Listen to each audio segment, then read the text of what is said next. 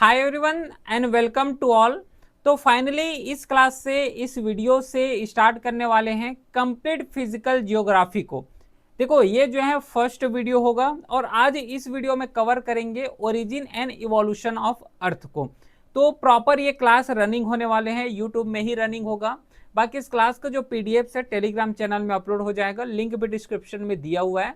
तो जो लोग जो है 2026 का एग्जाम का प्रिपरेशन कर रहे हैं उसके लिए बहुत ज़्यादा यूजफुल होगा, क्योंकि जिस तरीके से अभी सीडीएस में क्वेश्चन देखने को मिला है, ठीक है, जिस तरीके से सीडीएस में आए हैं तो उससे भी थोड़ा बहुत सीख लेके जो कंटेंट यहाँ पे पढ़ाएंगे, जो जिस तरीके से जो है सीएपीएफ में क्वेश्चन आते हैं हर एक पॉइंट को ध्यान में रखे हुए हैं, है ना। हर एक चीज यहाँ से डिटेल के साथ मिल जाएगा, तो कंटेंट के लेवल में कोई इशू नहीं होगा, ये अपने साइड से गारंटेड है।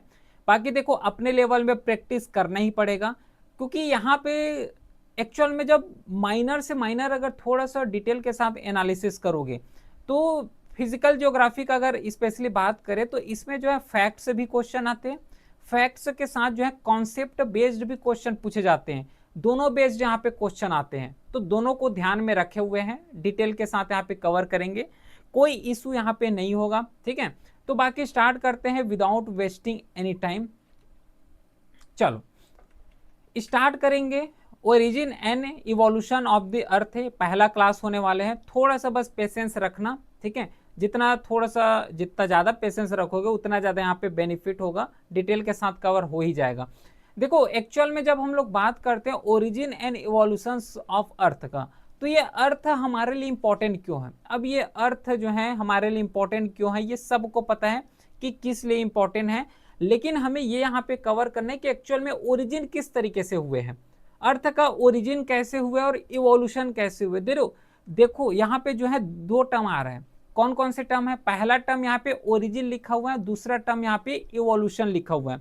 ओरिजिन का मतलब क्या होता है कि नॉर्मली सडन तरीके से ओरिजिन हो जाना, जैसे कि नेबुला हाइपोथेसिस कवर करते हैं, तो नेबुला हाइपोथेसिस में सडनली क्या हो जाते हैं, एक्सप्लोजिव हो जाते हैं, ठीक है। तो ओरिजिन हो गया, लेकिन ओरिजिन अपने लेवल में ब्रॉड टर्म होते हैं, उस ओरिजिन के पीछे उसका इवोल्यूशन कैसे रहे।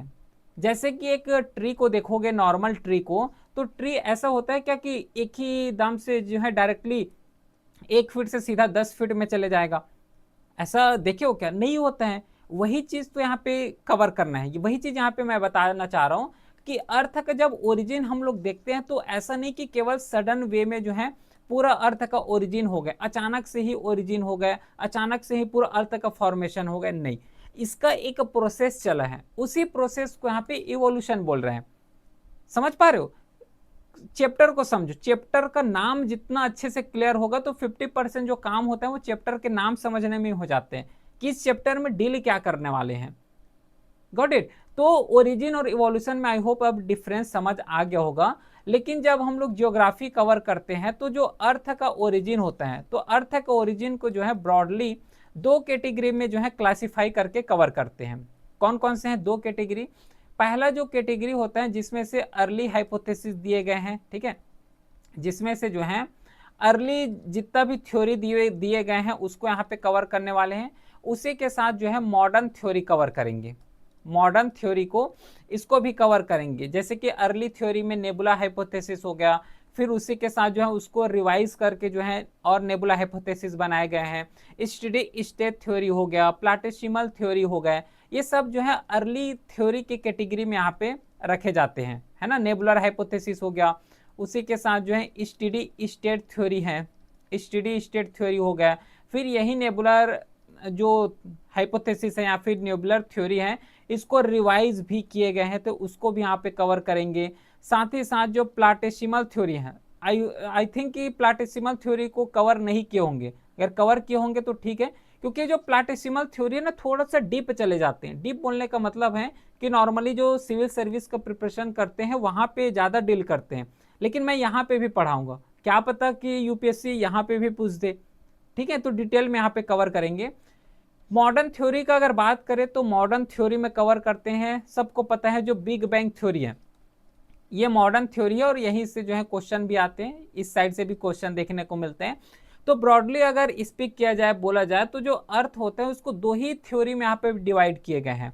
एक अर्ली थ्योरी आता है जिसमें से नेबुलर हाइपोथेसिस हो गया, स्टेडी स्टेट थ्योरी हो गया, रिवाइज हो गया, प्लाटेसिमल थ्योरी हो गया, इसको पढ़ते हैं।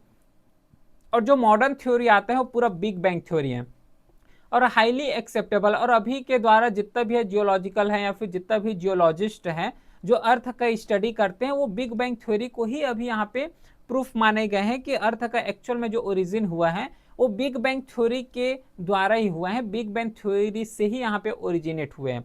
लेकिन अगर इसको थोड़ा सा डिटेल में कवर करेंगे तो इसका भी कई लिमिटेशंस देखने को मिलता है। आगे जो इसके लिमिटेशंस कवर करेंगे, लेकिन ये बोल देना कि बिग बैंग थ्योरी से ही ओरिजिनेट हुआ है तो ये कई जियोलॉजिस्ट ये भी कवर करते हैं कि उसका अलग ओपिनियन होता है, लेकिन अभी के प्रेजेंट में ध्यान रखना कि बिग बैंग थ्योरी को ही यहाँ पे सपोर्ट किए जाते हैं। ठीक है, तो सबसे पहला जो थ्योरी है अर्ली थ्योरी में अगर देखोगे, ये सोलर सिस्टम नहीं, सोलर सिस्टम में एक्चुअली हम लोग अभी अर्थ के बारे में बात कर रहे हैं। तो सबसे पहले दिए गए थे नेबुलर हाइपोथेसिस। नेबुलर हाइपोथेसिस, अब ये जो नेबुलर हाइपोथेसिस है इसे इमनुएल कांत और साइमन लैप्लास के द्वारा दिए गए थे 1955 और 1755 और 1796 में दिए गए थे इसको। इसमें क्या बोले गए हैं, जो नेबुलर हाइपोथेसिस है इसमें सिंपल से यह बात बोले गए हैं कि जो सोलर सिस्टम है, इवन यहाँ पे चलो ये तो पूरा सोलर सिस्टम के बारे में बता रहे हैं, मैं इसलिए यहाँ पे अर्थ लिखा हूं क्योंकि अर्थ के बारे में कवर कर रहे हैं। लेकिन ये जो पहला थ्योरी है नेबुलर हाइपोथेसिस, ये पूरा सोलर सिस्टम को समझाने में लग गए थे। ऐसा होता है ना कि समझाना कुछ और चाह रहे हैं लेकिन उसका ओरिजिन और दूसरा हो गया। जैसे कि वास्को डी गामा का केस क्या होता था, हिस्ट्री में जब कवर करते थे निकले कहीं और थे, पहुंच कहीं और गए। जब स्पेन जब दो भाग में वहां पे डिवाइड किए गए थे कि एक पर्सन जो है वेस्ट साइड जाएगा, एक पर्सन जो है ईस्ट साइड आएगा, तो जाना कहीं और था, पहुंच गए अमेरिका, तो अमेरिका का यहाँ पे खोज हो गया उसका रूट का। उसी तरीके से यहाँ पे भी हुआ। नेबुलर हाइपोथेसिस क्या है कि नेबुलर हाइपोथेसिस में सिंपल से ही बोले हैं कि एक डस्ट पार्टिकल है ना, एक गैसेज है, इस तरीके से जो है एक डस्ट पार्टिकल है, एक गैस पार्टिकल है, ये अपने लेवल में क्या हुए, लार्ज थे। पहले बात ये बोले गए इसमें कि ये लार्ज थे और लार्ज के साथ ये रोटेट कर रहे थे, रोटेटिंग मोशन में थे।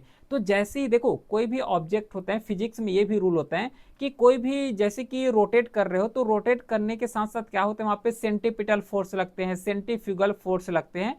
तो ये जो रोटेट करते करते क्या हुए, ये कॉन्ट्रेक्शन होना स्टार्ट हुए।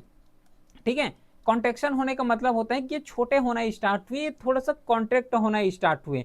और जब ये रोटेट कर रहे थे तो इसमें एक फोर्स लग रहा था, उस फोर्स का नाम है ग्रेविटेशन फोर्स। अब ये ग्रेविटेशन फोर्स की वजह से क्या हो रहा था, और रोटेट कर रहे थे तो दोनों की वजह से ये जो फ्लैट वाला ऊपर वाला सरफेस है ना, ये थोड़ा सा फ्लैट हो गए थे। जैसे कि अभी भी अर्थ का अगर थोड़ा सा स्ट्रक्चर देखोगे तो फ्लैट टाइप में है, अर्थ का स्ट्रक्चर गोल नहीं है, थोड़ा सा वो जियोइड शेप में है, जियोइड बोले जाते हैं इसको, तो जियोइड शेप में है। तो जब ये रोटेट कर रहे थे और रोटेट करने के साथ ही साथ यहाँ पे जो है ग्रेविटेशन फोर्स अभी अप्लाई हो रहा था, तो ये जो है सर्कल में थे, तो सर्कल के वजह से जब रोटेट हो रहे थे ग्रेविटेशन फोर्स लग रहा था, तो ये थोड़ा सा ये फ्लैट होना स्टार्ट हुए। और ये ऐसा नहीं कि सडनली हुए, ये बहुत टाइम टेकिंग प्रोसेस रहे हैं। तो ये जो है रोटेट होना स्टार्ट किया, उसके साथ क्या बोले गए हैं इसमें, इस थ्योरी के, इस नेबुलर हाइपोथेसिस के थ्रू एक बार रिवाइज भी करा दूंगा, थोड़ा सा पहले समझ लो। अब यहाँ पे ये रोटेट तो कर रहे थे, रोटेट करने के साथ साथ क्या होता है कि इसका जो सेंट्रल वाला पॉइंट है, सेंट्रल वाला पॉइंट, ये सेंट्रल वाला पॉइंट स्टार का फॉर्मेशन लिए गए हैं, और बाकी जितना भी बच गए, ये जो बताए गए हैं कि एक इसका जो सेंट्रल वाला भाग है ये स्टार का फॉर्मेशन लिए गए, और बाकी जो बच गए वो टोटल जो 8 प्लानेट अभी कवर करते हैं ना, वो प्लानेट का फॉर्मेशन लिए गए। इसलिए यहाँ पे एक्चुअल में सोलर सिस्टम लिखा है, इसलिए सोलर सिस्टम यहाँ पे लिखे गए हैं, बाकी अर्थ भी बोल लो या फिर सोलर सिस्टम भी बोल लो। तो ये जो नेबुलर हाइपोथेसिस है इसके थ्रू यही बोले गए हैं कि, थोड़ा सा रिवाइज करा दे रहा हूँ, ठीक है। तो ये जो है डस्ट पार्टिकल रहे हैं, गैस क्लाउड रहे हैं, ठीक है, एक सिस्टम का फॉर्म किए। अब ये रोटेट कर रहे थे, ठीक है, इसका शेप भी बहुत ज्यादा लार्ज में रहे हैं। अब ये लार्ज में थे और रोटेट कर रहे थे, तो इसमें जो है ग्रेविटेशन फोर्स अलग से लग रहा था। ग्रेविटेशन फोर्स लगने की वजह से क्या हुए कि ये जो ऊपर वाला पार्ट है ये थोड़ा सा फ्लैट हो गया, और फ्लैट हुए हैं तो अब देखो फ्लैट तो हुए हैं, उसी के साथ तो रोटेट भी तो कर रहे हैं। तो एक इसका जो अंश है, एक जो पार्ट्स हैं ये स्टार का फॉर्मेशन लिए गए जिसमें सन कंसीडर करते हैं, और बाकी जितना भी बच गए वो पूरा क्या का फॉर्मेशन लिए, प्लानेट का फॉर्मेशन लिए। तो ये जो है नेबुलर हाइपोथेसिस में बस बोले गए थे। लेकिन ऐसा नहीं है कि नेबुलर हाइपोथेसिस यहाँ पे फर्स्ट टाइम दिए गए थे तो इसको एक्सेप्ट कर लिए, नहीं। यहाँ पे कुछ पॉइंट्स जो हैं बहुत ज़्यादा नोटेबल रहे हैं। जैसे देखोगे कि जो एंगुलर मोमेंटम है, एंगुलर मोमेंटम का मतलब होता है कि जैसे कि अर्थ रोटेट कर रहे हैं, है ना, अपने एक्सिस में अर्थ रोटेट कर रहे हैं, तो उसका जो स्पीड कैलकुलेट करते हैं, कितना स्पीड में जो है रोटेशन कर रहे हैं, उसको एंगुलर मोमेंटम बोलते हैं। तो जो कंजर्वेशन ऑफ एंगुलर मोमेंटम है, ये rotational speed increase during contraction, ये बताया गया है। और इस पॉइंट को नोट भी करना है कि जैसे ही ये जो अर्थ है या फिर जैसे ये नेबुला है, तो ये क्या हुए, जितना ज्यादा कॉन्ट्रैक्शन हो रहे थे तो उतना ही ज्यादा इसका स्पीड बढ़ रहा था। सिंपल सी बात है। देखो ये इसको सिंपल से समझ सकते हो कि पहले लार्ज थे। अब लार्ज में कोई बॉडी को रोटेट करना अपने आप में चैलेंजिंग होता है, लेकिन अब जब ये कॉन्ट्रैक्ट हो रहे थे, थोड़ा इसका शेप जो है छोटा हो रहे थे, मतलब छोटे होने की वजह से इसका स्पीड को अगर देखोगे तो बहुत ज्यादा इंक्रीजमेंट देखने को मिला। ये नेबुलर हाइपोथेसिस में बताए गए थे। प्लस इन्होंने जो डिस्क शेप है प्लानेटरी सिस्टम को, उसको भी यहाँ पे एक्सप्लेन किए। कैसे एक्सप्लेन किए, इन्होंने बताया तो है कि ग्रेविटेशन की ही वजह से क्या हुए हैं, फ्लैट रोटेटिंग डिस्क हुए हैं। रोटेट कर रहे थे तो रोटेट कर रहे थे, उसमें एक फोर्स अप्लाई हो रहा था। कौन सा फोर्स है, ग्रेविटेशन फोर्स। और ग्रेविटेशन फोर्स की ही वजह से जो है इसका सरफेस वाला एरिया जो है क्या हुए, फ्लैट हुए। अब ये नहीं पूछना है कि नीचे वाला क्यों फ्लैट नहीं हुए, अगल बगल क्यों फ्लैट नहीं हुए, ये हाइपोथेसिस है। अब ये भी मोस्टली माइंड में आ रहा होगा पढ़ते समय कि रोटेट क्यों किए, रोटेट क्यों किए, इस टाइप के क्वेश्चन आ सकते हैं। और ये बोलोगे कि यहाँ पे डस्ट और गैस पार्टिकल क्यों आया, ये भी पूछोगे। तो देखो मैं ये थेसिस जो है मैं नहीं दिया हूँ, इसको जो है नेबुलर हाइपोथेसिस ये दोनों से पूछना जाके, ठीक है, ये बताएंगे। तो जो इमनुअल कांत है, इन लोगों के द्वारा एक्चुअल में क्या हो रहा था कि अर्थ को जो है समझना था। अब समझने के लिए different different scholars, different different जो जियोलॉजिस्ट है उसके द्वारा ये थेसिस दिए गए हैं, ये थ्योरी दिए गए हैं। अब थ्योरी दिए गए हैं, फैक्ट्स नहीं दिए गए, ध्यान में रखना। थ्योरी का मतलब क्या होता है, हाइपोथेसिस का मतलब क्या होता है। हाइपोथेसिस का मतलब होता है एक माइंड लगाना विदाउट फैक्ट्स, विदाउट फैक्ट्स। इसमें हमारे पास ना तो कोई फैक्ट्स है ना ही कोई डाटा है, उसको हाइपोथेसिस बोले जाते हैं। अब ये बोले गए हैं यहाँ पे नेबुलर हाइपोथेसिस रोटेट भी कर रहे हैं, तो क्या बोले हैं क्या कि इतना परसेंट रोटेट कर रहे हैं, इतना इसका क्वांटिटी रहे हैं, एंगुलर मोमेंटम इतना रहे, ये कुछ भी नहीं बताए हैं। खुद समझ लो, यहाँ पे ये लिखा भी हुआ है, कहीं पे भी कोई डाटा नहीं लिखा हुआ है। और हाइपोथेसिस का एक्चुअल में मीनिंग ही यही होता है कि विदाउट डाटा, विदाउट फैक्ट्स किसी चीज को एज्यूम करना।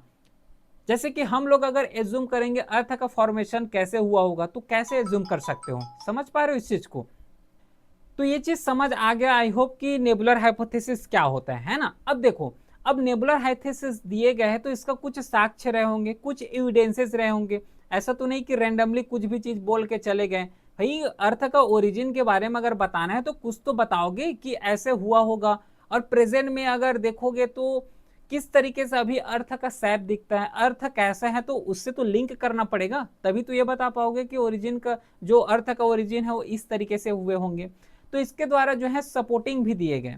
सपोर्ट में इसके द्वारा क्या बोले गए हैं कि जो फोटो प्लानिटरी डिस्क है जो यहाँ पे दिखाए, मतलब बताए हो, उसको जो है यंग स्टार यहाँ पे बताए गए हैं कि observe photo planetary disk around young star. और अभी भी देखोगे तो एट प्रेजेंट जो अर्थ का शेप देखोगे तो थोड़ा सा ऊपर वाले जो पोर्शन है थोड़ा सा डिस्क शेप में दिखेगा। डिस्क शेप का मतलब होता है फ्लैट शेप में देखने को मिलेगा। तो ये बताए गए हैं सपोर्टिंग में।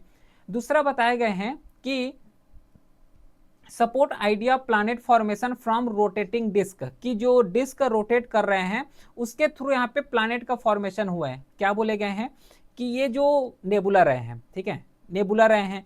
अब ये नेबुला का जो सेंटर वाला पॉइंट है इसको सन बताए गए हैं, और बाकी जो पार्ट बच गए उससे अर्थ हो गया या फिर डिफरेंट डिफरेंट जो प्लैनेट हो गया उसका फॉर्मेशन हुआ है। वो यही चीज बताए हैं कि जो रोटेटिंग डिस्क है वहां से प्लैनेट का फॉर्मेशन हुआ है, और इस आइडिया को सपोर्ट भी किए गए हैं। तो 2 पॉइंट हो गए जिसको सपोर्ट में इसके द्वारा दिए गए थे। लेकिन लिमिटेशन भी रहे हैं, क्योंकि फर्स्ट हाइपोथेसिस दोगे तो ऐसा तो नहीं होगा कि पहले ही टाइम में सक्सेस हो जाए, टाइम लेते हैं। तो लिमिटेशंस के बारे में बता अगर कवर करेंगे तो कई लिमिटेशंस थे, जिसमें से इंपॉर्टेंट लिमिटेशन जैसे कि do not explain detail planet formation process. यहाँ पे खुद देखो मैं कहाँ से स्टार्ट किया हूँ, मैं ऐसा बोला हूँ क्या कि जो है ये जो नेबुला यहाँ पे फॉर्म हुए हैं वो कैसे फॉर्म हुए हैं, मैं ये नहीं बताया हूँ। नेबुला कैसे फॉर्म हुए ये नहीं बताया हूँ, क्योंकि इसी के द्वारा नहीं बताया गया है तो मैं कैसे बताऊं। समझ पा रहे हो, हाइपोथेसिस में जो है इसके द्वारा कैसे फॉर्म हुए। ये जो नेबुला है, जो सेंट्रल पॉइंट बोल रहे हैं, जो डस्ट हो गया, डस्ट पार्टिकल से बने हुए हैं, गैसेस से बने हुए हैं, जो क्लाउड फॉर्मेशन में होते हैं। अब इसके द्वारा ये नहीं बताए गए हैं कि इसका प्रोसेस कैसे रहा, किस तरीके से जो है क्लाउड का फॉर्मेशन हुआ है, किस तरीके से नेबुला का फॉर्मेशन हुआ, ये एक्सप्लेन नहीं किए गए। अगर ये एक्सप्लेन करते तो हम भी एक्सप्लेन यहाँ पे कर देते। समझ पा रहे हो, तो ये बताया गया है ना, तो इसके बारे में एक्सप्लेन नहीं कर पाए थे। सेकेंड है कि weak explanation for dust planet transition. खुद सोचो, यहाँ पे मैं अभी बता रहा था तो मेरे को भी वही डाउट हुआ कि यहाँ पे जो है ये रोटेट कर रहा है, चलो मान लिए रोटेट कर रहे हैं, लेकिन ये सेंट्रल पॉइंट से सन इधर कैसे आ गया। फिर उसके साथ ये तो अगर मान लो यहाँ पे समझो कि ये तो अर्थ हो गया, मतलब कोई प्लानेट हो गया।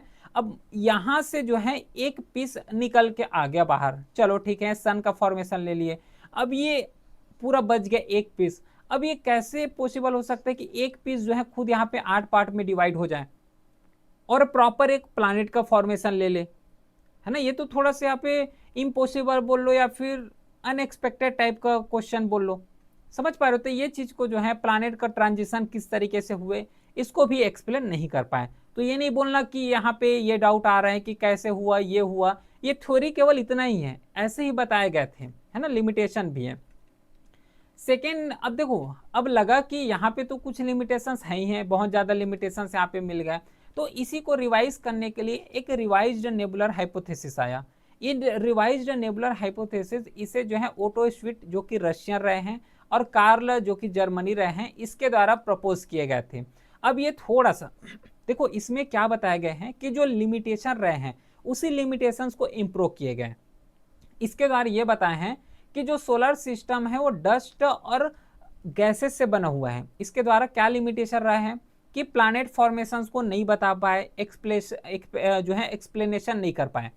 समझ पा रहे हो, तो यहाँ पे जो है इसके द्वारा एक्सप्लेनेशन किए गए हैं। सोलर सिस्टम जो बना हुआ है वो गैसेस से और डस्ट क्लाउड से बना हुआ है, जिसमें से ये भी बताया है कि हीलियम और हाइड्रोजन जो है यहाँ पे डोमिनेट करते हैं, है ना। हीलियम और हाइड्रोजन जो है यहाँ पे डोमिनेट करते हैं, ये चीज भी बताए हैं। और अभी भी देखोगे ये डॉक्यूमेंट यहाँ पे जो दिए गए हैं ये सपोर्टेबल है। क्यों सपोर्टेबल है पता है, क्योंकि यहाँ पे देखोगे और अभी भी देखोगे तो जो रेडिएशन आते हैं, रेडिएशन कहाँ से आते हैं, सन से आते हैं। सन से रेडिएशन कैसे आते हैं, क्योंकि वहाँ पे न्यूक्लियर फ्यूजन होते हैं, और न्यूक्लियर फ्यूजन में देखोगे तो हीलियम हो गया, हाइड्रोजन हो गया, ये सब चीज वहाँ पे जो है डोमिनेट करते हैं। समझ पा रहे हो, इसलिए जो है यहाँ पे क्या है कि सपोर्टेबल है, इसको जो है हम लोग सपोर्ट कर सकते हैं। सेकेंड यहाँ पे बोले गए हैं कि जो डस्ट पार्टिकल है कोलाइड एंड स्टक टुगेदर। यहाँ पे ये बताए हैं कि जो डस्ट पार्टिकल है, क्योंकि ये गैसेस बोले हो फिर यहाँ पे डस्ट बोले हैं, तो दोनों आपस में क्या हुए हैं, एक्रेशन हुए। एक्रेशन का मतलब होता है कि जो जैसे कि दो ये प्लानेट है, दोनों प्लानेट का आपस में आके मिल जाना। अब जब ये दोनों प्लानेट आपस में आके मिलेंगे तो अपने लेवल में क्या का फॉर्मेशन करेंगे, अपने लेवल में थोड़ा सा बिग हो जाएंगे, बड़ा हो जाएंगे, इसी को बोले जाते हैं एक्रेशन। तो उसी के साथ क्या हुआ कि जब ये एक्रेशन हुए और एक्रेशन होने के साथ साथ अपना जो एरिया है, अपना जो ये जो छोटे शेप में रहे ना थोड़ा सा यहाँ पे बड़े हुए, जिसके थ्रू ये प्लानेट का फॉर्मेशन लिए गए। तो ये चीज यहाँ पे बताए गए हैं रिवाइज्ड नेबुलर हाइपोथेसिस में। ठीक है, यही चीज बोले गए हैं और उतना ज्यादा यहाँ पे कुछ है नहीं। कुछ यहाँ पे पॉइंट ध्यान रखना जो कि जानना यहाँ पे जरूरी है, जैसे कि एक्रेशन का मतलब क्या होता है, ये सब चीज तो बता दिया हूँ। इसके द्वारा डॉक्यूमेंट भी सपोर्ट किए गए हैं, जैसे कि जो डस्ट क्लाउड है वो अराउंड स्टार ये भी देखने को मिलता है। ठीक है, जैसे कि सैटर्न हो गया, सैटर्न को अगर देखोगे तो इसमें हमें रिंग टाइप का देखने को मिलता है, जो कि नॉर्मली डस्ट पार्टिकल्स ही होते हैं, स्मॉल रॉक्स ही होते हैं। ठीक है, ये बताए गए हैं। उसी के साथ जो मॉडर्न एस्ट्रोनॉमी है, ये भी जो एक्रेशन प्रोसेस हो रहा है स्पेस में उसको भी कंफर्म करते हैं। अभी भी ऐसे देखोगे तो जो यूनिवर्स में क्या है, छोटे छोटे इस तरीके से बहुत ज्यादा रॉक देखने को मिलता है ना। एस्ट्रॉइड हो गया, कमेट्स हो गए, ये सब चीज देखने को मिलता है। तो जब ये आपस में आके अपना बड़े रूप का फॉर्मेशन लेते हैं, क्योंकि डिफरेंट जब रॉक्स आपस में मिलेंगे तो उसका आकार बड़ा होगा ही होगा, और यही जब आकार बड़े होते हैं तो इसका जो प्रोसेस होता है उसको एक्रेशन प्रोसेस बोलते हैं। ठीक है, ये इस प्रोसेस को एक्रेशन प्रोसेस बोलते हैं। और अभी भी ऐसे जो है एस्ट्रोनॉमी है, मॉडर्न एस्ट्रोनॉमी, ये लोग भी अभी भी यही कंफर्म करते हैं कि स्पेस में अभी भी एक्रेशन प्रोसेस हो रहा है। मतलब डिफरेंट डिफरेंट रॉक्स हो गया, पदार्थ हो गया, सब आपस में आके मिल रहे हैं। लेकिन यहाँ पे भी लिमिटेशंस रह गए, इसमें भी लिमिटेशन रहे हैं, क्योंकि इसके द्वारा जो एंगुलर मोमेंटम जो डिस्ट्रीब्यूशन है उसको यहाँ पे समझा नहीं पाए। ठीक है, do not explain angular momentum distribution problem, इसको नहीं समझा पाए। उसी के साथ यहाँ पे सन जो है वेरी लो एंगुलर मोमेंटम है कंपेयर टू प्लैनेट, इसमें बोले गए हैं। क्योंकि एट प्रेजेंट अगर देखोगे तो सन का जो एंगुलर मोमेंटम है वो कम है अभी के रेस्पेक्ट में, लेकिन यहाँ पे ज्यादा बताए गए हैं, यहाँ पे ज्यादा बताया गया। और इसके पहले भी तो वही ज्यादा ही बताए गए थे कि जो है सन का या फिर प्लैनेट का यहाँ पे फॉर्मेशन हुए हैं, स्टार का फॉर्मेशन हुए हैं। तो ये दो चीज हैं जिसको इस रिवाइज्ड नेबुलर हाइपोथेसिस में नहीं बताया गया, मतलब ये लिमिटेशन रहे हैं। बाकी अनदर जो हाइपोथेसिस है उसका बात कर लेते हैं, वो है प्लैटिसिमल हाइपोथेसिस। अब ये प्लैटिसिमल हाइपोथेसिस को जो है चार्ल्स कैम्बरलिन हो गया, फॉरेस्ट मोल्टन हो गया, इसको सब दिए गए हैं। बाकी बाद में जो है हेरोल्ड जेफरे हो गया, जेम्स जीन्स हो गया, इसके द्वारा सपोर्ट किए गए हैं। इसमें क्या कॉन्सेप्ट दिए गए थे प्लैटिसिमल हाइपोथेसिस में, कि जो स्टार्स हैं come close to sun, a passing star came close to sun, gravitational pull material ejected from sun. समझ पा रहे हो इस चीज को? प्लैटिसिमल पहले तो ये समझो कि प्लैटिसिमल क्या होता है, तब तो ये हाइपोथेसिस समझ आएगा। देखो, प्लैटिसिमल का मतलब होता है कि नॉर्मली एक छोटा सा रॉक होगा, वही रॉक को यहाँ पे एक्चुअल में प्लैटिसिमल बोल रहे हैं। ठीक है, अब ये रॉक चाहे प्लैनेट हो सकता है, रॉक चाहे एस्ट्रॉइड हो सकते हैं, रॉक चाहे कमेट हो सकते हैं, मेट्रॉइड हो सकते हैं। ठीक है, तो ये जो प्लैटिसिमल है क्या बोले कि सन तो रहे हैं, सन का कैसे ओरिजिन हुआ है ये नेबुलर हाइपोथेसिस में देखे हैं, रिवाइज्ड नेबुलर हाइपोथेसिस उसमें भी देखे हैं। तो ये सन है, स्टार है, इसका फॉर्मेशन तो हो गए। अब क्या किए, ये जो प्लैटिसिमल हाइपोथेसिस में ये बोले हैं कि जो एक रॉक आ रहे हैं, अब ये रॉक जो है इस तरीके से आ रहे हैं आपस में, और ये ऐसे ही आगे बढ़ते जा रहे हैं तो अट्रैक्ट करेगा, ग्रेविटेशन फोर्स लगेगा। तो ये जो प्लैनेट है, ये जो रॉक है, तो ये सन का जो आधा पोर्शन है, आधा जो भाग है, उसको अपने तरफ अट्रैक्ट कर रहे हैं। और अट्रैक्ट कर रहे हैं तो ये जो पोर्शन है ना, अब ये सन किस आकार का हो गया, ये इस टाइप के बन गए, क्योंकि आधा जो पार्ट रहे हैं वो इस रॉक ने अपने तरफ खींच लिए। क्यों खींचे हैं? क्योंकि यहाँ पे ग्रेविटेशन फोर्स लग रहे हैं, और ग्रेविटेशन फोर्स लग रहा है तो बाद में जो है ये पास हो रहे थे आगे चले जाएंगे, बाद में जब ये कूल होगा, कूल होने के बाद यही जो है प्लैनेट का फॉर्मेशन ले लेगा। पहले क्या रहे हैं, एक सिंगल रॉक रहे हैं, अब सिंगल रॉक जो है घूमते घूमते जो है सन के पास आ गए। सन के पास आए तो अपना जो कुछ पोर्शन है सन का उसको अपने तरफ खींच लिए। क्यों खींचे? क्योंकि ग्रेविटेशन फोर्स लग रहा था। फिर ये आगे बढ़े, फिर थोड़ा देर बाद जो है ना, थोड़ा देर मतलब जो है कई ईयर्स के बाद जो है थोड़ा सा कूल होना स्टार्ट किए। कूल होने के बाद जो है ये प्लैनेट का फॉर्मेशन ले लिए, और इसी तरीके से जो है डिफरेंट डिफरेंट यहाँ पे रॉक सिस्टम आपस में आए और प्लैनेट का फॉर्मेशन ले लिए। ये कौन सा थ्योरी है? प्लैटिसिमल थ्योरी। ठीक है, ये थ्योरी यहाँ पे बोले गए थे। बाकी यहाँ पे कुछ सपोर्टिंग एविडेंस का अगर बात करोगे तो ये बताए हैं, gravitational tides effect observe in space interaction. Gravitational tide effects मतलब क्या है कि नीचे जो है ये मान लो ओशन है, ठीक है, ये ओशन है, तो टाइड इफेक्ट समझो ना, या फिर टाइड इफेक्ट सुने होंगे, बाकी नहीं तो फिर आगे तो कवर करेंगे, कोई दिक्कत नहीं है, बेसिक्स टू एडवांस कवर करेंगे। ये सुने होंगे कि जैसे कि यहाँ पे सन हो गया, तो सन जो है ओशन को अपने तरफ अट्रैक्ट करते हैं, मतलब टाइड जो आते हैं। टाइड क्यों आते हैं? क्योंकि एक रीजन होता है कि जो अर्थ है, अर्थ के साथ ही साथ जो मून है वो अपने तरफ अट्रैक्ट करते हैं, ग्रेविटेशन फोर्स की वजह से अट्रैक्ट करते हैं, इसलिए जो है यहाँ पे लहरें देखने को मिलता है। ये लॉजिक सुने होंगे, तो वही लॉजिक यहाँ पे बताया गया है कि ग्रेविटेशनल टाइड इफेक्ट होते हैं। पहला समझ आ गया। उसी के साथ early attempt before nuclear fusion theory. Nuclear fusion theory के पहले एक पहला अटेम्प्ट यहाँ पे दिए गए, ये नॉर्मली बात बोले गए हैं। बाकी लिमिटेशंस यहाँ पे भी रहे हैं। लिमिटेशन में क्या बोले, क्योंकि इस तरीके से जो इवेंट है वो बहुत ज्यादा रेयर इवेंट है। खुद सोचो कि ये रॉक है, अब ये रॉक ऐसा थोड़ा ना होगा कि यहाँ पे स्टार के पास ही आ गया होगा, हो सकता है क्या ऐसा कि स्टार के पास ही से रॉक यहाँ पे गुजर रहा होगा? ये थोड़ा सा रेयर फिनोमेना टाइप नहीं लग रहा है कि रॉक आया, रॉक आने के बाद जो है यहाँ पे डायरेक्टली जो स्टार का कुछ पोर्शन उसको अपने तरफ खींच के ले गए, ठीक है, अपने तरफ यहाँ पे खींच के लिए फिर जो है प्लानेट का फॉर्मेशन ले लिए। तो थोड़ा सा यहाँ पे रेयर फिनोमेना टाइप देखने को मिल रहे हैं। उसी के साथ यहाँ पे और जो मॉडर्न एस्ट्रोफिजिक्स हैं ये लोग भी यहाँ पे सपोर्ट नहीं करते और जो है लार्जली रिजेक्ट भी किए जाते हैं अभी के रेस्पेक्ट में। बाकी अब कवर करते हैं modern theory, big bang theory, जिससे हाईली एक्सेप्टेबल है और इसी को ही कवर करते हैं।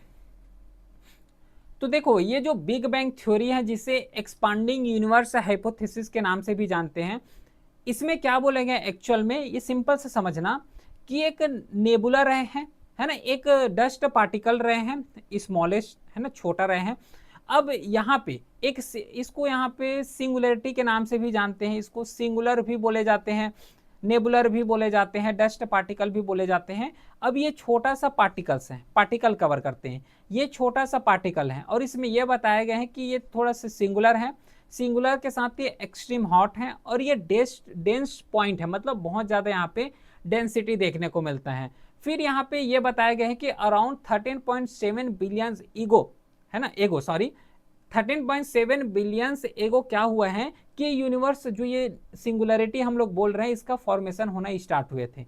अब ये बहुत पुराने बात है ना, बहुत ही ज़्यादा पुराना है। तो यहाँ पे बहुत ज़्यादा डेंस है, टेम्परेचर बहुत ज़्यादा है, डेंसिटी बहुत ज़्यादा है, ठीक है। इसके वजह से एक समय बाद क्या हुआ कि बहुत ज़्यादा एक्सप्लोजिवली यहाँ पे क्या देखने को मिला, एक्सप्लोजन देखने को मिला, बहुत ज़्यादा यहाँ पे तेजी से एक्सप्लोज हुए। जब ये तेजी से एक्सप्लोज हुए तो ये क्या हुए कि अपना जो एरिया है वो एक्सपांड होना स्टार्ट किए, मतलब ये जो सिंगुलरिटी रहे हैं बहुत ही ज़्यादा एक्सपांड होना स्टार्ट किए। अब जब ये एक्सपांड होगा तो इसमें जितना भी पार्टिकल्स रहे हैं, है ना, डस्ट पार्टिकल हो गए या फिर गैसेस पार्टिकल हो गए, ये सब चीज़ जो है रिलीज होना स्टार्ट किए। जब ये रिलीज होंगे तो अपना स्मॉलेस्ट फॉर्म में छोटे छोटे जो है रॉक के फॉर्म में अलग निकलेंगे और वही एक जो है प्लैनेट का फॉर्मेशन करेंगे। देखो यहाँ पे सबसे पहले ये जो है क्या हुआ, ये जो यूनिवर्स है ना, यूनिवर्स में एक पार्टिकल रहे हैं, उस पार्टिकल को हम लोग यहाँ पे सिंगुलरिटी बोल रहे हैं। और ये जो पार्टिकल है बहुत ज़्यादा एक्सट्रीमली हॉट रहे हैं, डेंस पॉइंट रहे हैं और ये सडनली यहाँ पे एक्सप्लोजन देखने को मिला। जब ये एक्सप्लोजन हुए उसी को यहाँ पे बिग बैंग बोल रहे हैं, ठीक है। जब ये एक्सप्लोजिव हुए तो उसको बिग बैंग बोल रहे हैं। तो जब बाद में एक्सप्लोजिव हुए, एक्सप्लोजिव होने के बाद ये कूल होंगे, सॉलिडिफाई होंगे, क्योंकि टेम्परेचर वहाँ पे माइनस में चले जाते हैं। तो जब ये कूल होंगे तो कूल होने के बाद ये मैटर का फॉर्मेशन लेंगे, मैटर मतलब वही बताया ना कि रॉक बोला हूँ, तो वही जो है ये मैटर का फॉर्मेशन लेंगे। अब यही मैटर इसमें से कुछ पार्ट स्टार का फॉर्मेशन करेंगे, कुछ पार्ट जो है गैलेक्सी का फॉर्मेशन करेंगे और कुछ पार्ट जो है प्लैनेट का फॉर्मेशन करेंगे। तो नॉर्मली ये बिग बैंग थ्योरी में यही चीज बोले गए हैं। तो इसका प्रॉपर अगर स्टेज अगर मैं बताऊं तो सबसे पहले क्या हुआ है कि एक इस तरीके से सिंगुलर पॉइंट रहे हैं, इसमें जो है टेम्परेचर गैसेस है ना, उसी के साथ जो है टेम्परेचर के साथ प्रेशर बहुत ज़्यादा रहे हैं, डेंसिटी, क्योंकि डेंसिटी ज़्यादा मतलब प्रेशर ज़्यादा है तभी तो डेंसिटी हुआ है।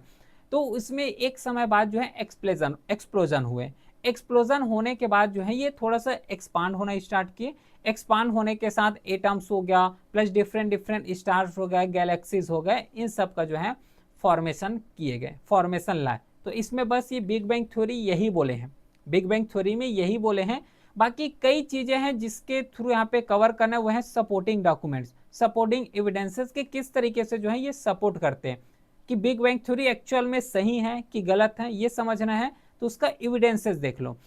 पहला जो एविडेंसेस दिए गए हैं वो है रेड शिफ्ट ऑफ गैलेक्सीज, और ये हबल ने ऑब्जर्व किए हैं कि जो गैलेक्सी है मूविंग अवे हैं। और मॉडर्न डे अभी भी चाहे एस्ट्रोनॉमिकल ले लो, चाहे जो ज्योग्राफी का स्टडी करते हैं या फिर अर्थ का स्टडी करते हैं, वो सब चीज़ भी यही बोलते हैं। और मॉडर्न में भी यही बोलते हैं कि जो यूनिवर्स है, हमारा जो यूनिवर्स है, इवन जो गैलेक्सी है, वो हमारे से थोड़ा सा दूर जा रहे हैं, इस तरीके से बोलते हैं। और उस समय हबल ने भी यहाँ पे ऑब्जर्व किए गए हैं कि जो लाइट जो शिफ्ट है टू रेड ये देखने को मिलता है। मतलब बोलने का मतलब ये है कि यूनिवर्स यहाँ पे एक्सपांड हो रहे हैं और अभी भी एक्सपांड हो ही रहे हैं, ध्यान में रखना। सेकेंड अपने एविडेंसेस में बोले हैं कि जो कॉस्मिक माइक्रोवेव बैकग्राउंड, इसका मतलब ये है कि एक रेडिएट है, ठीक है, एक रेडिएट है, ये रेडिएट जो है पूरा अर्थ में देखोगे तो यूनिफॉर्म देखने को मिलता है। ठीक है, देखो यहाँ पे बोले गए कि lift over heat radiation from early universe, जिस तरीके से यूनिवर्स में ऑब्जर्व किए गए थे वही जो रेडिएट है वो अभी भी पूरे अर्थ में यूनिफॉर्म देखने को मिलता है। तो इससे वही अंदाजा लगाया जा रहा है कि जो बिग बैंग थ्योरी है, क्योंकि बिग बैंग थ्योरी में ऐसा नहीं कि केवल और केवल यहाँ पे अर्थ का फॉर्मेशन हुए होंगे या फिर केवल और केवल प्लैनेट का फॉर्मेशन हुएंगे, नहीं, इन सब का फॉर्मेशन तो हुआ था, लेकिन इसी के साथ गैलेक्सी का भी फॉर्मेशन हुआ था, ध्यान रखना। इसी के साथ ही स्टार का फॉर्मेशन हुए हैं और इसी के साथ ही पूरा यूनिवर्स का फॉर्मेशन हुआ है। थोड़ा सा थिंक करके देखो, सोच के देखो, समझ पा रहे हो? तो जिस तरीके से यूनिवर्स में जो रेडिएट देखने को मिले हैं वही रेडिएट जो है अर्थ में भी देखने को मिल रहा है। तो एज्यूम, यहीं से तो एज्यूम लगा सकते हैं ना कि जब यूनिवर्स में भी सेम मिल रहे हैं, अर्थ में भी सेम रेडिएट मिल रहे हैं, मतलब दोनों सिमिलरिटी होंगे, सेम ही रहे होंगे, जो कि बिग बैंग थ्योरी को यहाँ पे सपोर्ट करते हैं। फिर उसी के साथ एबंडेंट ऑफ लाइट एलिमेंट जैसे कि हाइड्रोजन हो गया, हीलियम हो गया, लिथियम हो गया, ये सब जो है बहुत ज़्यादा प्रेडिक्शन करते हैं, क्योंकि यूनिवर्स में भी यही सब मिलता है। और इवन अगर स्टार को अगर देखोगे, स्टार का अगर एक एग्जाम्पल है, जैसे कि सन को अगर देखोगे तो सन जो है हाइड्रोजन हो गया, हीलियम हो गया, यही सब में तो डोमिनेट करते हैं। तो ये सब बोले गए confirm early universe nuclear formation, जो कि नॉर्मली ये सब डॉक्यूमेंट से यही पता चलता है कि एक्चुअल में जो है बिग बैंग थ्योरी यहाँ पे सपोर्टेबल है। लेकिन कई लिमिटेशंस भी रहे हैं। क्या लिमिटेशन रहे हैं कि इसके द्वारा जो है what exist before big bang theory, ये तो आ गए। अब ये कब का बात कर रहे हैं, 1927 में आए हुए हैं, 1927 में, और इसके द्वारा बताया गया है कि 13.7 बिलियन ईयर्स एगो यहाँ से जो है अर्थ का फॉर्मेशन स्टार्ट हुए, मतलब यूनिवर्स का फॉर्मेशन स्टार्ट हुए। अब यहाँ से यूनिवर्स का स्टार्ट हुए तो इसके पहले और क्या थे, 13.7 बिलियन ईयर्स एगो से पहले और क्या थे, किस तरीके से यहाँ पे अर्थ बने थे क्या, या फिर कोई यूनिवर्स एग्जिस्ट करता था क्या कि नहीं करते थे, ये सब चीज़ के बारे में एक्सप्लेन नहीं कर पाए। देख लो, ये यहाँ पे एक लिमिटेशन रहे हैं। उसी के साथ यहाँ पे कोई क्लियर एक्सप्लेनेशन नहीं दे पाए कि जो सिंगुलरिटी है उसका कॉजेस क्या है, और ये भी बता दिए हो कि डायरेक्टली कि यहाँ पे सडन जो है एक्सप्लोजन हो गया। सडन एक्सप्लोजन कैसे हुआ, क्या टेम्परेचर की वजह से हुए हैं या फिर डेंस पॉइंट की वजह से हुए हैं, यहाँ पे अगर सडन जो है एक्सप्लोजन हुए हैं, या फिर ये भी नहीं बता पाए कि ये सिंगुलरिटी एक्चुअली बना कैसे है, ये भी यहाँ पे जो है नहीं बता पाए, लिमिटेशन रहे हैं। प्लस जो डार्क एनर्जी है जिससे अभी तक जो है फुली अंडरस्टैंड नहीं किए जा सके। यूनिवर्स में अगर देखोगे तो ऐसा नहीं कि हर जगह उजाला ही उजाला देखने को मिलेगा, डार्क एरिया भी देखने को मिलता है। अभी हम लोग क्या है, किस में है, अर्थ में है। अब अर्थ में जो है तो सन का रेडिएशन आता है, सन का प्रकाश आता है, तो उसका जो सन का प्रकाश है या फिर सन का प्रकाश का जो फैलाव है जहां तक जाते हैं उसको बस देख सकते हैं, लेकिन सन का प्रकाश जहां तक नहीं जाता, क्योंकि बात यहाँ पे कर रहे हैं यूनिवर्स का। यूनिवर्स में तो एक जो यूनिवर्स के अंदर सोलर सिस्टम है, इस सोलर सिस्टम में एक सोलर सिस्टम जो कि सन का फॉर्मेशन करते हैं, सन और उसके साथ 8 प्लैनेट हैं। इसी तरीके के जो एक सोलर सिस्टम बात कर रहे हैं ना, ये एक सोलर सिस्टम हो गया। इसी तरीके से हजारों में, लाखों में यहाँ पे सोलर सिस्टम है, समझ पा रहे हो? तो सन का रेडिएशन तो यहाँ पे एग्जिस्ट कर रहे हैं, अर्थ में आ रहे हैं, बात यहाँ पे यूनिवर्स का कर रहे हैं। तो यूनिवर्स में डार्क एरिया भी देखने को मिलता है जहाँ पे लाइटें नहीं जाते, तो उस चीज को भी एक्सप्लेन नहीं कर पाए ये big bang theory. Got it, समझ आया? उसके बाद एक और थ्योरी दिए गए थे जो है steady state theory. I think मैं जो स्टेडी स्टेट थ्योरी को जो है अर्ली थ्योरी में कवर किया था, वही लिखा हूँ क्या यहाँ पे? अच्छा, यहाँ पे इसको जो है यहाँ पे लाओ, ठीक है, steady state theory. Steady state theory जो कि मॉडर्न की कैटेगरी में रखे गए ना, माय मिस्टेक, फ्लो में फिर वही लिखा गया। स्टेडी स्टेट थ्योरी इसे जो है फ्रेड हॉयले के द्वारा बोले गए हैं, और ये तो पूरा अपोजिट है। स्टेडी नाम ही से समझ आ रहा है, स्टेडी, स्टेडी मतलब होता है कांस्टेंट, स्टेडी मतलब कांस्टेंट। इसमें ये बोले गए हैं कि अर्थ जो है जैसे अभी एग्जिस्ट कर रहे हैं, यूनिवर्स जैसे अभी एग्जिस्ट कर रहे हैं, वो पहले भी एग्जिस्ट करते थे। इसमें ना तो कोई चेंजेस हुआ है, ना ही कोई एक्सप्लोजन हुआ है, ना कोई बिग बैंग थ्योरी है, कुछ लाने की जरूरत भी नहीं है। इसके द्वारा बस सिंपल सा व्यू दिए गए हैं कि जो यूनिवर्स है इटर्नल एंड अनचेंजिंग रहे हैं लार्ज स्केल में, पहले भी वैसे ही हैं और अभी भी वैसे ही हैं। इवन उसके द्वारा new matter is continuously created, ये बताया गया है। ये बोले, हालांकि ये भी बोले गए हैं कि जो यूनिवर्स है वो एक्सपांडिंग है ना, यूनिवर्स यहाँ पे एक्सपांड कर रहे हैं, उसी के साथ डिफरेंट डिफरेंट नए नए मैटर का यहाँ पे फॉर्मेशन हो रहे हैं।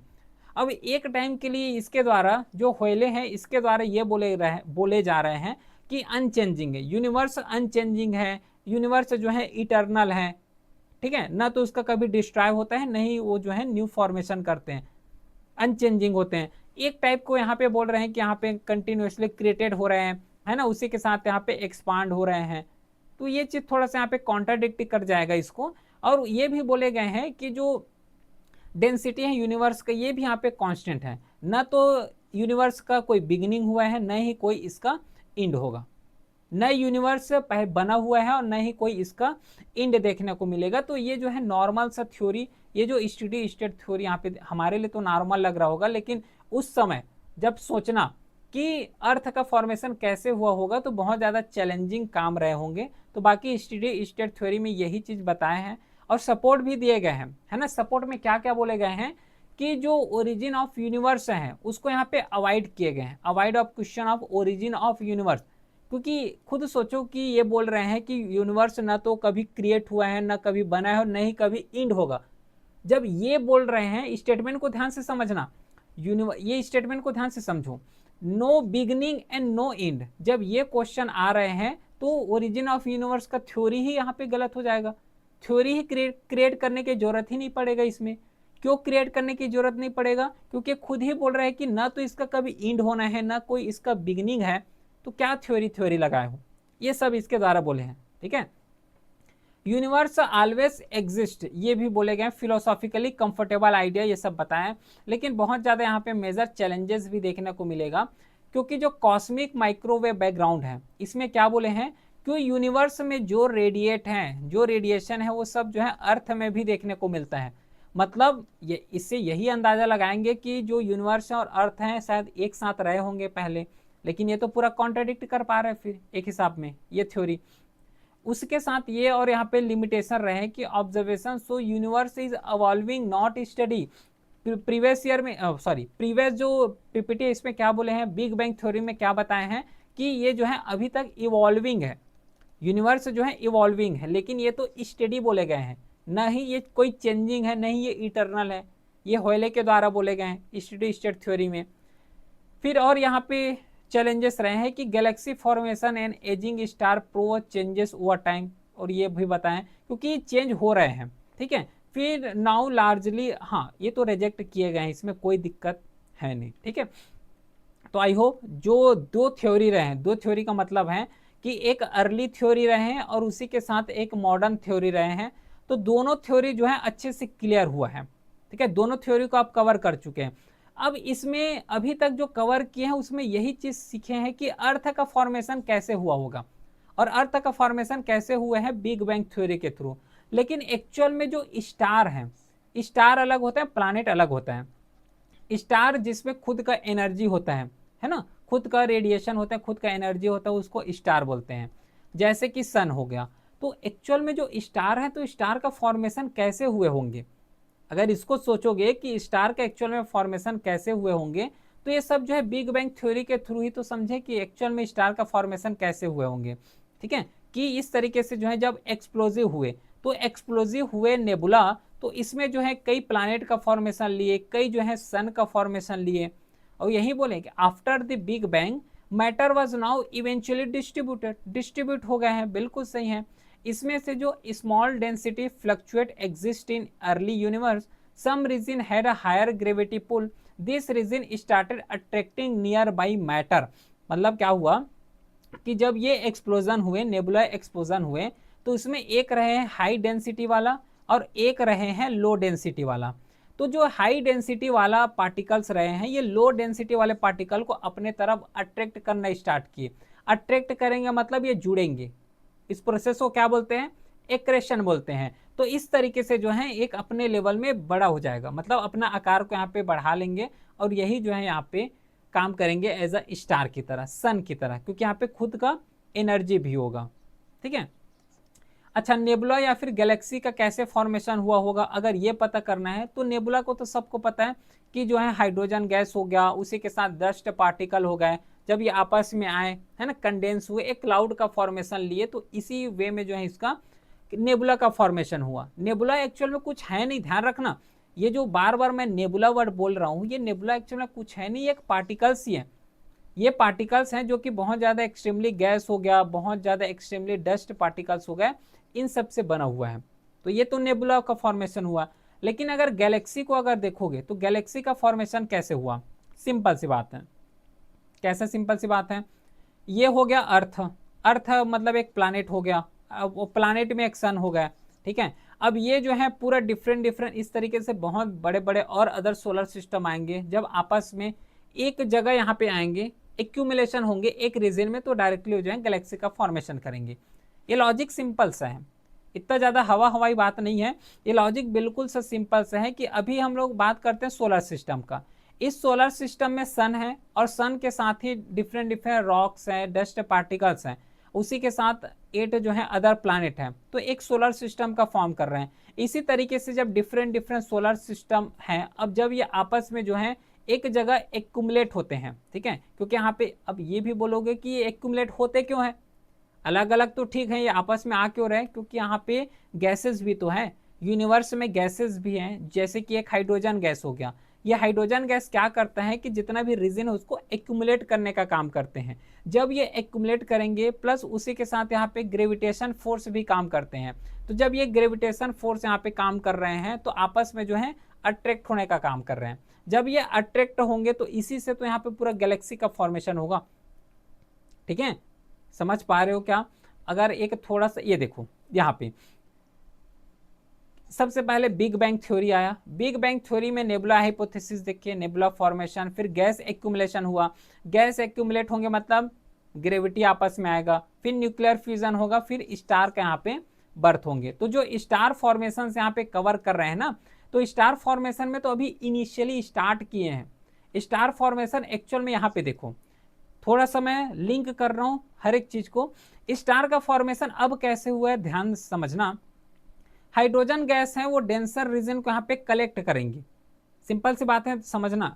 स्टार मतलब सन को कलेक्ट करना, सन को याद रखना जो सूर्य देवता है। हाइड्रोजन गैस क्या करेंगे, डेंसर रीजन को कलेक्ट करेंगे, डेंसर रीजन को कलेक्ट करेंगे। कलेक्ट करने के साथ अब देखो कलेक्ट होंगे मतलब एक क्लाउड का फॉर्मेशन करेंगे, इस तरीके से जो है एक क्लाउड का फॉर्मेशन करेंगे। अब क्लाउड का फॉर्मेशन कर रहे हैं तो सीधी सी बात है यहाँ पे ग्रेविटेशन फोर्स अप्लाई होगा, ग्रेविटेशन फोर्स अप्लाई होगा, और ये जो है ध्यान रखना कि इसमें जो है डेंसिटी कंटिन्यूसली यहाँ पे बढ़ते हुए जा रहे हैं, तो ये ग्रेविटेशन फोर्स लग गया।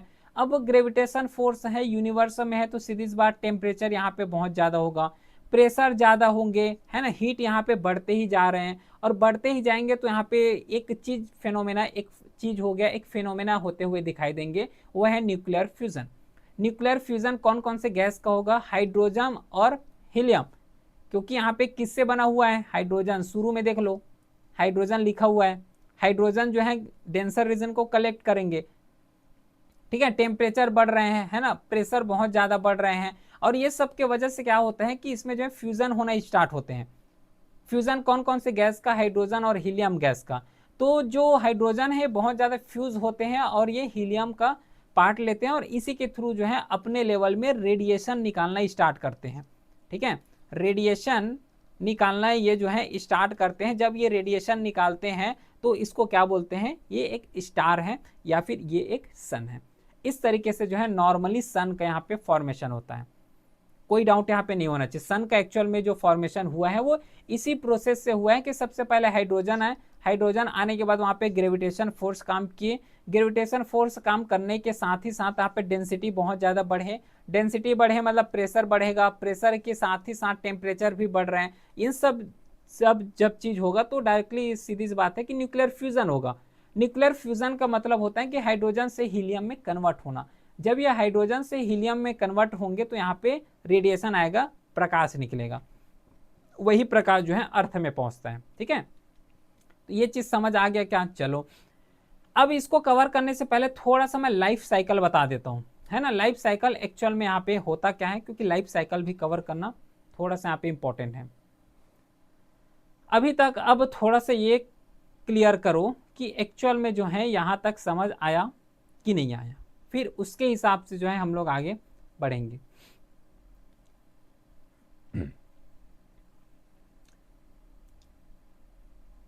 लाइफ साइकिल स्टार का लाइफ साइकिल का एक्चुअल में इसका मीनिंग सिंपल सा है। कौन सा मीनिंग है कि ये जो स्टार का फॉर्मेशन हुआ है, देखो अब कैसे हुआ है नहीं पूछना, अभी स्लाइड में डिस्कस किए। ये जो स्टार का फॉर्मेशन यहाँ पे हुआ है तो एक्चुअल में किस तरीके से हुआ है ये पता चल गया।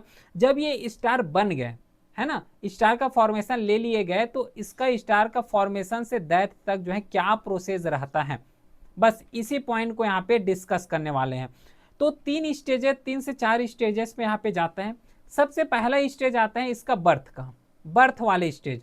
अब ये बर्थ वाले स्टेज में अगर देखोगे तो क्या होता है, बर्थ वाले स्टेज में नॉर्मली जो गैसेस हैं और जो क्या है जो स्टार्स है उसका बर्थ होगा। सेकेंड जो स्टेप इसके द्वारा बढ़ाए जाएंगे वो है यहाँ पे मेन सीक्वेंस का। अब ये मेन सीक्वेंस में क्या फेनोमेना होते हैं ये सब चीज अभी बता रहा हूँ। मेन सीक्वेंस के बाद एक न्यू इसका स्टेज आएगा, वो है ओल्ड एज का।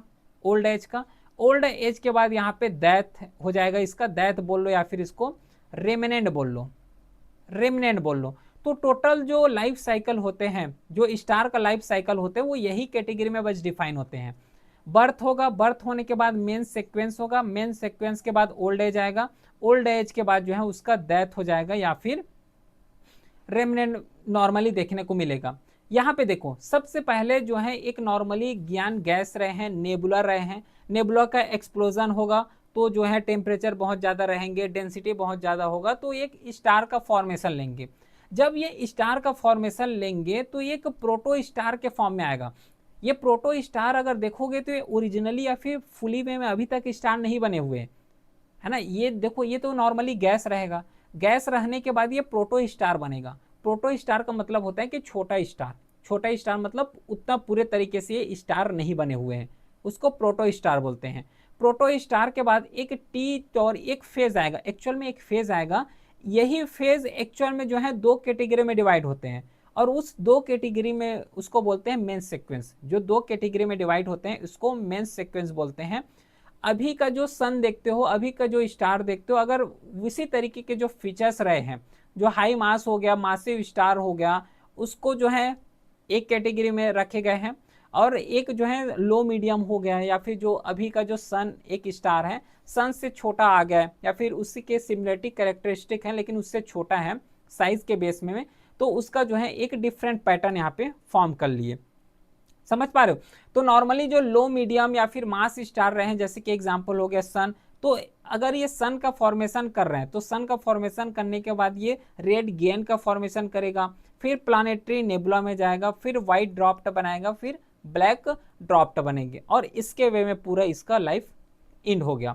उसी के साथ अगर ये हाई मासेस या फिर मासिव स्टार का फॉर्मेशन लेते हैं, एग्जाम्पल में जैसे को देखोगे तो सीरियस हो गया, इसके बाद जो है रेड सुपर गेंड बनाएगा, सुपर नोवा बनाएगा। अब ये जो सुपर नोवा या तो न्यूट्रॉन स्टार हो सकते हैं या फिर ब्लैक होल हो सकते हैं, तो फिर इसका जो है नॉर्मली इसका डेथ हो जाते हैं।